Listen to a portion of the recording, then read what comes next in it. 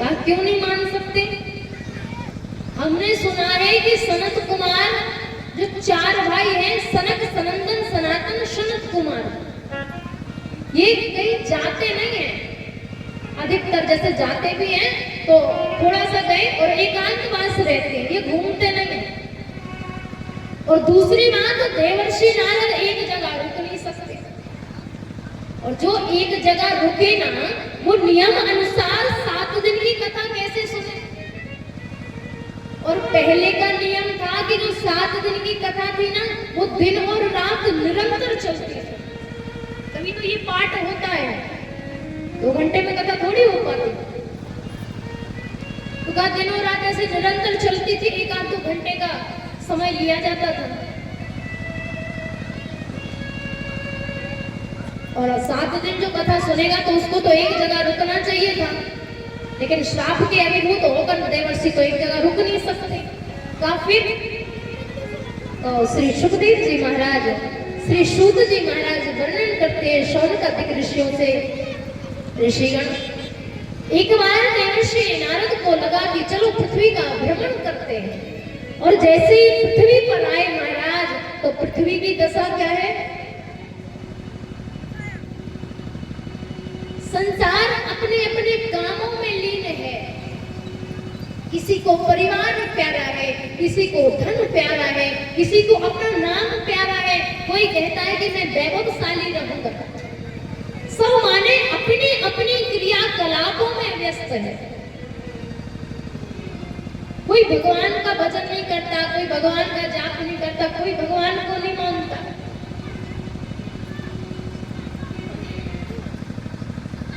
आज देवर्षि नारद पृथ्वी का भ्रमण करते करते कुरुक्षेत्र, हरिक्षेत्र, सेतुवंत, रामेश्वरम, अनेक अनेक धामों में भ्रमण किया। काशी गए, बनारस गए, लेकिन बोले जब हम वृंदावन में गए ना, तो हमें एक बड़ा ही आश्चर्य हुआ। देवर्षि नारद कहते हैं कि हमें बड़ा आश्चर्य हुआ। बोले क्यों? कहा हमने वहां पर ऐसा एक कृत्य देखा। वृंदावन में जमुना के किनारे एक ऐसा कृत्य देखा कि जिसको देखकर हम विस्मय हो गए। मैंने सारे तीर्थों का भ्रमण किया, लेकिन हृदय को शांति ना मिली। मैं वृंदावन गया, वृंदावन में जो देखा प्रभु, ये बात किससे कहते हैं? सनत कुमारों से।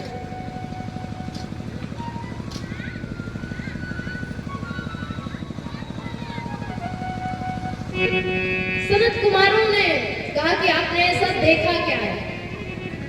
देवर्षि नारद ने कहा कि प्रभु, आपने कभी ऐसा सुना है कि माँ जवान हो और बेटा वृद्ध हो? कहा ऐसा तो कभी सुना ही नहीं है। पहले तो माँ बूढ़ी होती है, तब जाकर बच्चा बूढ़ा होता है। बोले वृंदावन में हमने यही देखा है कि माँ तो जवान है, लेकिन उसकी गोदी में लेटे दो पुरुष जर्जर अवस्था में, मतलब वृद्ध अवस्था में बूढ़े पड़े।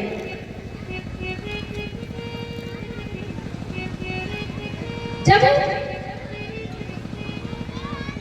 उस बूढ़ी माँ ने हमसे कहा कि देवर्षि नारद, हमारी गति के लिए कोई उपाय करो, तो कहा हमने वेद पुराण सुनाए उसको,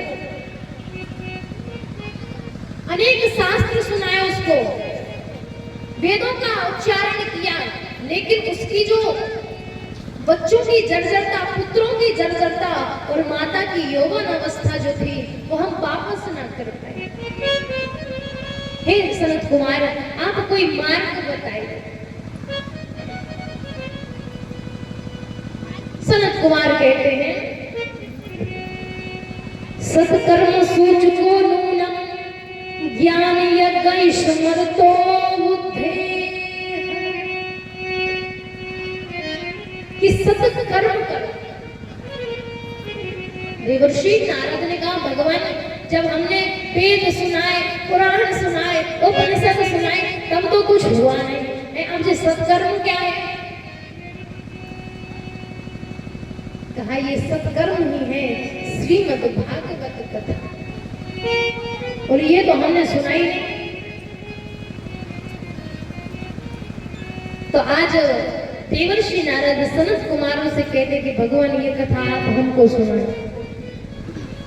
तो सूत जी और शौनकादिक ऋषियों से आगे ये कथा देवर्षि नारद और सनत कुमारों के बीच चलती है। महाराज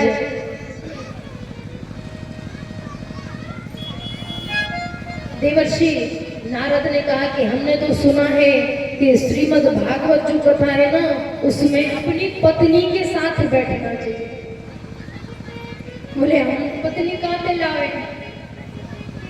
ब्याह भयो तब तो पत्नी लावे, हमारी पत्नी है ही नहीं।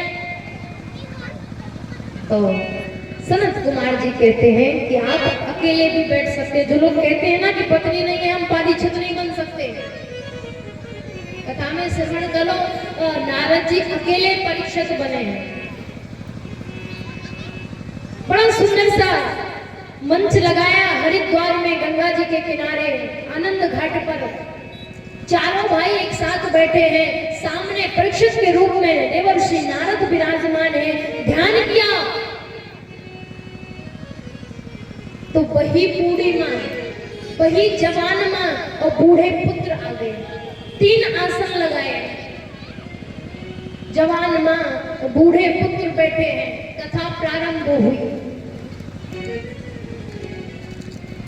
विचार करो, ये बूढ़े जो पुत्र है ना, ये कौन है? और ये जवान मैया है, ये कौन है? जो जवान मैया है ना, वो भक्ति है, क्योंकि वृंदावन में भक्ति जवान है। वृंदावन में ज्ञान और वैराग्य के लिए जगह नहीं है, प्रेम के लिए जगह है।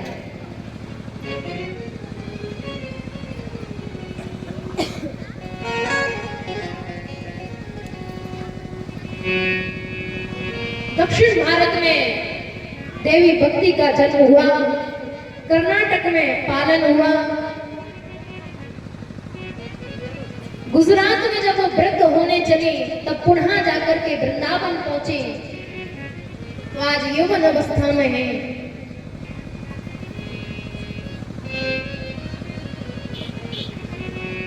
ये भक्ति जवान क्यों है?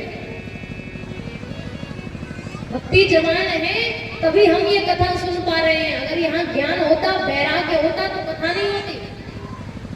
ज्ञानी लोग कहते कि अगर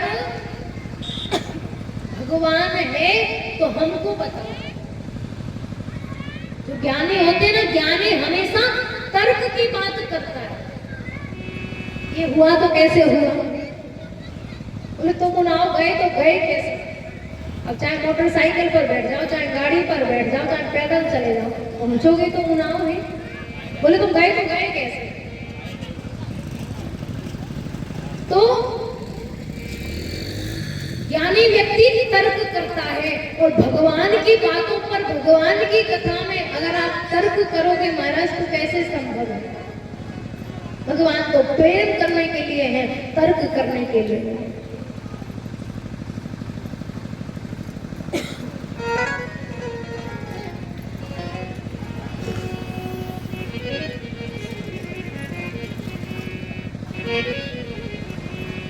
जो ज्ञानी होते हैं ना,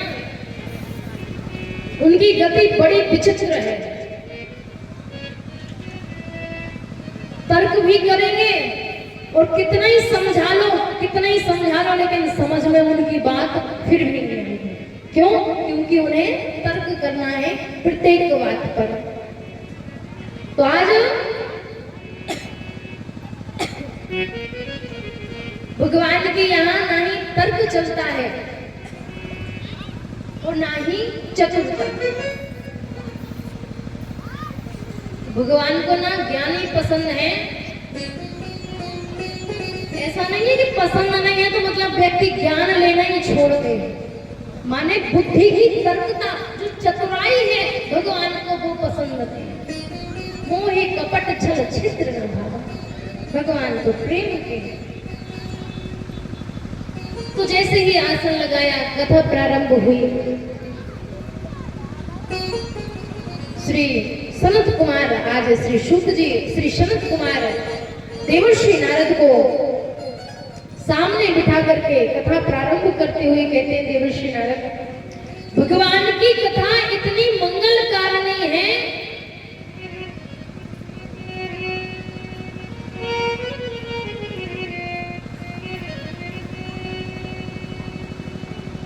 मंगल करण कलिमल हरण तुलसी कथा रघुनाथ की। भगवान की कथा कैसी है? बोले मंगल करने वाली है। और श्रीमद् भागवत कथा तो महाराज बोले कोई व्यक्ति जीवन पर्यंत अपने जीवन में कितने ही पाप कर ले, कितने ही पाप कर ले, पाप करते करते प्रेत योनि में भी चला जाए, उसके बाद भी उसकी मुक्ति हो जाती है। ऐसी है श्रीमद् भागवत कथा।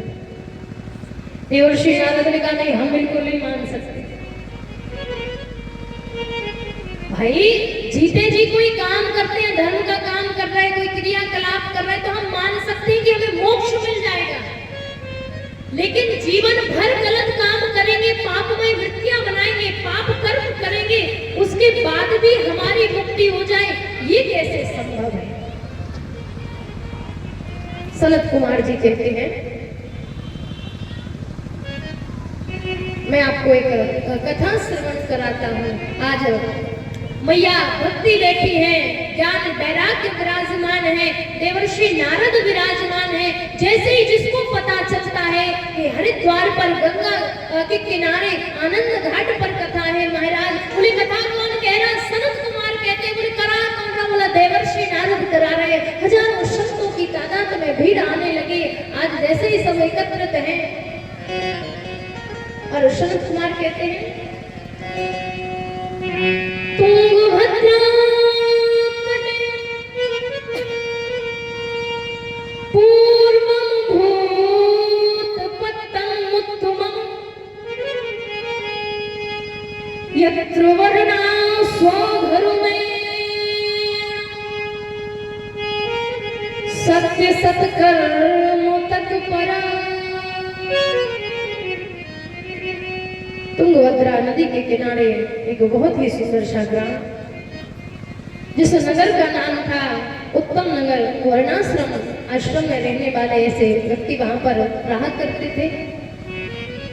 उसी गांव में एक पंडित जी भी रहा करते थे, जिनका नाम है आत्मदेव। उनकी पत्नी का नाम है धुंधली देवी। देखो, नाम बड़े सोच विचार के रखना चाहिए। पहले के समय में जब अपने बच्चों के नाम रखे जाते थे ना, तो क्या रखते थे? गोपाल, राम अवतार, ऐसे रखते थे ना। राम जी, श्याम जी, कन्हैया, राघव, राघवेंद्र, दीनानाथ, रामपाल, ऐसे नाम रखते थे ना। और अब के बोले चिंटू, पिंटू, स्वीटी, क्यूटी।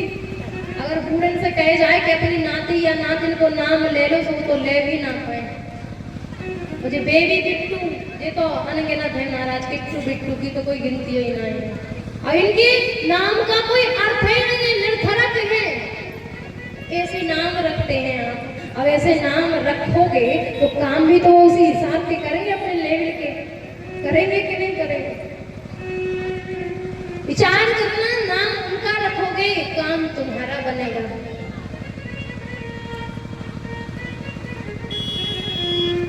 तो धुंधली नाम था उनका, तथा नाम यथा गुण, जैसे नाम वैसा ही गुण। लेकिन पत्नी व्रता थी। पंडित जी बाहर जावे, प्रणाम कर रहे, हाथ जोड़े, सेवा पूजा करें उनकी, और जैसे वो पंडिताई के लिए बाहर जाए, सोई महाराज अपनी पड़ोसन से झगड़े। तुमने हमसे ऐसा कहा था, उनने तुमको ऐसा बोला, उनकी बात हुई थी, हमें बीच में लाया गया और हमारी बात कभी मत करना, हमसे ऐसा बोलती हो वैसा करती हो। माने सारे गांव में कोई ऐसा नहीं था कि जिनकी धुंधली देवी से लड़ाई ना हुई हो, सबसे लड़ाई करती थी। और जैसे ही देखा समय की संध्या वंदन का समय है, पति आ रहे होंगे तो घर के बाहर हाथ जोड़कर खड़ी होती थी। अब जो दिन भर का बाहर रहा और घर आए और पत्नी के ऐसे लक्षण, तो उसको तो यही लगेगा कि महाराज के संसार में हमारी पत्नी जैसी अच्छी तो दूसरी है ही नहीं। लेकिन महाराज 100 सुनार की और 1 लोहार की। अब पड़ोसी आए सब, जैसे ही आए ना महाराज तो आपस में बात करते हुए उनके घर में जैसे ही पहुंचे तो धुंधली को कुछ नहीं कहा, आत्मदेव जी को कहते हैं, पंडित जी आपके घर एक तुलसी का कृपा है, अर्थात तुलसी। बोले वो सूखा है। आप कैसे पंडित हो, आप कैसा कर्म करते हो, आप कैसे ब्राह्मण हो? भाई वैष्णव के घर में यदि तुलसी माता ही सूखी है तो घर का सूखा ही हुई हो। तो जब घर में तुलसी सूखी है तो वो घर हरा भरा कैसे रहेगा? वहां तो कंजूसी तो बढ़नी ही बढ़नी है, वहां तो अर्थ की कमी होगी। बोले हमको तो लगे आप पापी हो, आपने कोई पूर्व जन्म में पाप किए होंगे। दूसरा बोलता है कि इनके घर में एक गाय है और वो गाय भी बांझ है, गाय को भी बच्चा बच्चियां कुछ नहीं है। बोले इनके कोई पाप होंगे, तब तो नहीं है ऐसा। दूसरी बात, उनके घर कोई संतान भी नहीं। संतान नहीं, बोले क्यों नहीं है? बोले कोई आपने पाप किया होगा इसीलिए तो आपको संतान नहीं है। अब देखो धुंधली देवी को तो कोई असर नहीं पड़ा ना, ऐसे तो बचत तो रहते हुए है कि नहीं? लेकिन आत्मदेव जी को बड़ा कष्ट हुआ। कितना कष्ट हुआ, आज जंगल में पहुंचे और रोने लगे। वहीं से एक संत गुजर रहे थे महाराज, तो संत को दया आ गई। बोले क्यों दया आ गई? बोले संत हृदय नवनीत समाना, संतों का हृदय बड़ा कोमल होता है। रोने लगे, कहा कि संत भगवान हमारे यहाँ ना तो बच्चा बचिया है, तुलसी का दरबार सूखा, हम संतान है, हमने कोई पाप किया होगा।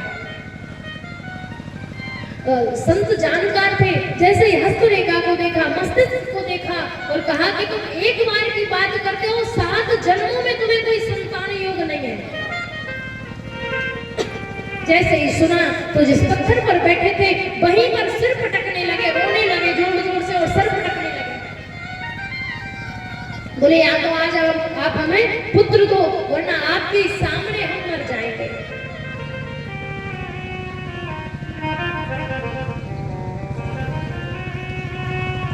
संत को दया आ गई महाराज, अपनी पोटली से एक फल निकाला, कहा जाकर अपनी पत्नी को खिला देना, बढ़िया आपको एक पुत्र प्राप्त होगा। जैसे ही घर पर आए आत्मदेव जी, अपनी पत्नी से कहा कि आप ये फल को प्राप्त कर लो, पान कर लो और हमें एक यशस्वी पुत्र का लाभ मिलेगा। लेकिन महाराज अब जैसे ही फल को देखा, धुंधली देवी ने विचार करने लगी। देखो माता जब गर्भ से होती है तो उसे बड़ी सावधानियां रखनी पड़ती है कि नहीं है? माता जब गर्भ से होती है तो उसे बड़ी सावधानी बरतनी पड़ती है। धुंधली देवी ने कहा कि अगर मैं गर्भ से हुई ना तो मैं कहीं आ जा नहीं सकती, एक पाबंदी लग जाती है, कुछ अच्छा खा नहीं सकते, कई नियम होते हैं ना ऐसे, तो कुछ खा पी नहीं पाएंगे।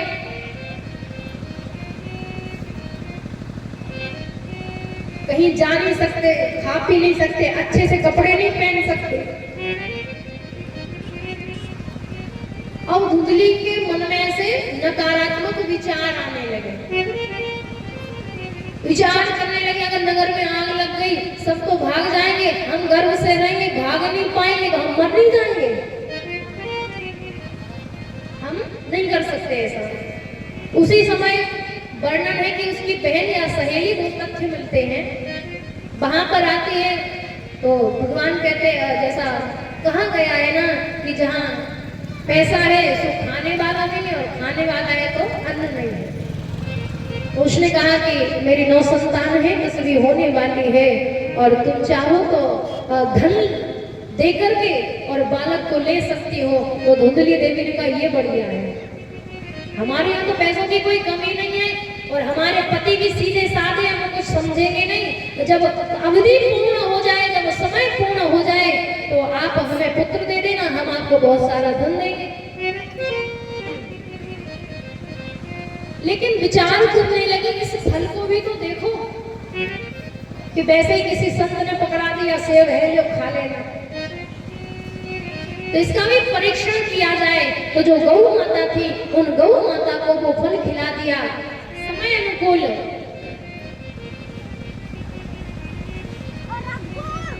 जब ब्राह्मण आत्मदेव जी को बताया गया कि आपको पुत्र प्राप्त हुआ है और समय अनुसार उस गाय को भी एक पुत्र ही प्राप्त हुआ है, केवल उसके कान थे गौ के समान, माने गाय के समान।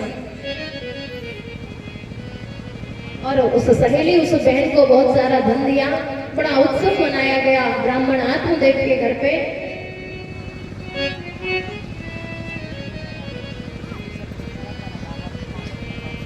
आत्मदेव जी बड़े प्रसन्न की देखो संत का वचन आज सत्य हो गया। बोले क्यों हुआ संत का वचन? बोले एक बार को भगवान कहते हैं कि मेरी बात झूठ हो जाए,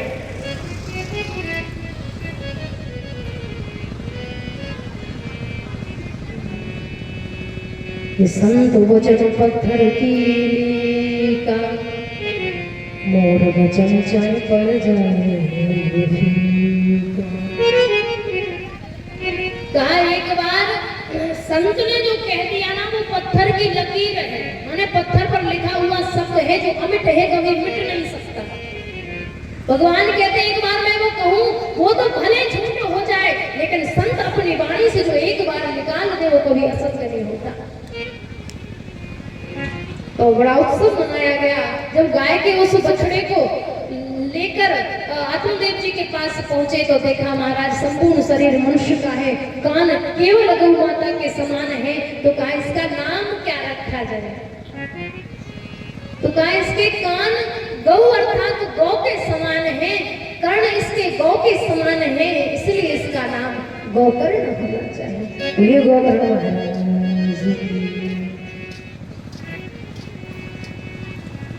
जब पुत्र को लाया गया तो आत्मदेव जी ने विचार किया मेरा पुत्र है, और जब मेरा नाम आत्मदेव है तो मैं अपनी संतान का नाम परमात्मा देव रखूंगा। धुंधली देवी एक लक्षण 9 महीने गर्भ में हमने रखा, गर्भ की पीड़ा हमने सही, और नाम आप अपने नाम पर रखोगे। दादाजी सबका सम्मान कर रहे हैं, ठाकुर जी का सम्मान कर रहे हैं। आप सभी लोग तालियों से स्वागत करिएगा इसे दादा श्री आदरणीय, क्योंकि महाराज संसार में सम्मान उसी का है जो भगवान का सम्मान करता है। तो जब आप किसी का सम्मान करोगे तभी तो आपको मिलेगा। तो मैट भर के कुर्सी पर बैठे रहो तो चाहे जितने बड़े बने रहिए कोई नहीं आएगा, है कि नहीं? तुलसी का बिरवा वृक्ष पौधा हरा भरा हो गया।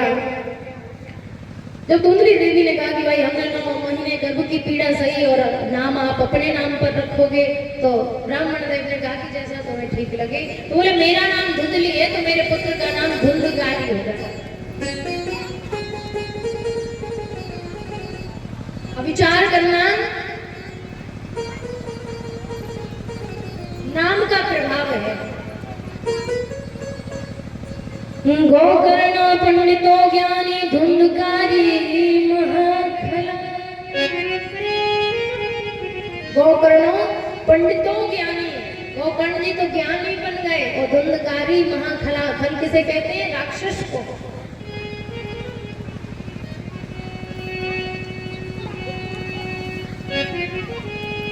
महाराज जो हमारे बच्चे होते हैं ना, वो भगवान के घर से बिगड़ के नहीं आते, वो संसार में बिगड़ते हैं, भगवान के घर से बिगड़ के नहीं आते। बताओ जी।